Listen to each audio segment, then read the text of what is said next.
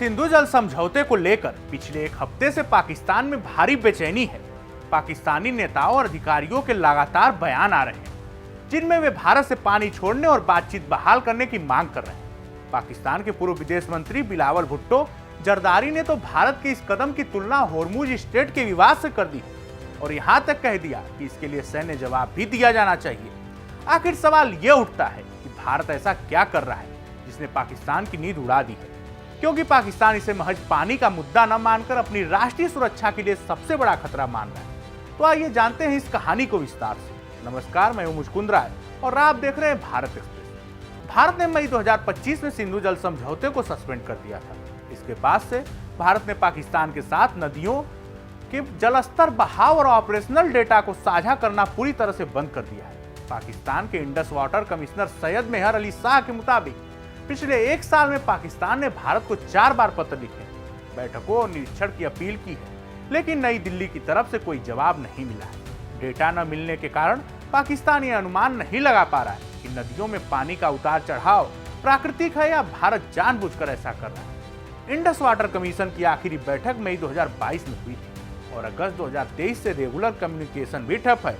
पाकिस्तान की सबसे बड़ी शिकायत यह है कि भारत बिना बताए पानी छोड़ रहा है और रोक रहा है। पाकिस्तान का आरोप है कि जब बुआई का वक्त होता है और पानी की सबसे ज्यादा जरूरत होती है तब भारत पानी को रोक लेता है, लेकिन जब फसलें पककर तैयार हो जाती हैं तब अचानक पानी छोड़ दिया जाता है, जिससे बाढ़ का खतरा पैदा हो जाता है। पाक कमिश्नर का कहना है कि भारत ने मराला बैराज के निचले स्तर के आउटलेट्स को फिर से खोलना शुरू कर दिया है। उनका तर्क है कि इससे भारत अपनी मर्जी से जब चाहे पानी खाली कर सकता है और जब चाहे भर सकता है, जो पाकिस्तान के लिए रणनीतिक खतरा है। पश्चिमी नदियों का पानी समझौते के तहत पाकिस्तान को जाता है। भारत इस पानी का अधिकतम इस्तेमाल करने के लिए तेजी से काम कर रहा है। पाकिस्तान की धड़कनें चीनाब ब्यास लिंक प्रोजेक्ट को लेकर बढ़ी हुई। इस प्रोजेक्ट के जरिए भारत 19 लाख एकड़ फीट पानी मोड़ने की तैयारी कर रहा है। पाकिस्तान का कहना है कि उस नदी का पानी निकाला जा रहा है जिस पर कानूनी रूप से उसका हक है। पाकिस्तान के लिए यह केवल कूटनीतिक नहीं बल्कि अस्तित्व का संकट है। पाकिस्तान की 24 करोड़ की आबादी पूरी तरह से सिंधु बेसिन पर निर्भर है। देश की 80% से अधिक खेतीहर जमीन की सिंचाई इसी पानी से होती है।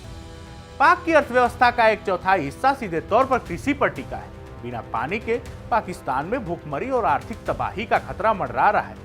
अपनी स्थिति कमजोर देख पाकिस्तान अब अंतर्राष्ट्रीय मंचों का रुख कर रहा है। पाकिस्तानी कमिश्नर के मुताबिक 2016 से शुरू हुई कानूनी लड़ाई के बाद कोर्ट ऑफ आर्बिट्रेशन ने 2025 और हाल ही में मई 2026 में फैसले दिए, जिससे पाकिस्तान को लगता है कि संधि तकनीकी रूप से सक्रिय है। हालांकि भारत इन फैसलों को दरकिनार कर अपनी राष्ट्रीय सुरक्षा और हितों को सबसे ऊपर रख रहा है। भारत का स्पष्ट संदेश है कि आतंकवाद और पानी एक साथ नहीं बह सकते। जब तक सीमा पार होने वाली गतिविधियों पर लगाम नहीं लगती, तब तक भारत जल कूटनीति का इस्तेमाल पाकिस्तान पर दबाव बनाने के लिए करता रहेगा। वहीं बिना डेटा और बिना पानी के पाकिस्तान फिलहाल पूरी तरह से लाचार नजर आ रहा है। इस जानकारी में फिलहाल इतना ही। ऐसे ही तमाम खबरों के लिए देखते रहिए भारत एक्सप्रेस।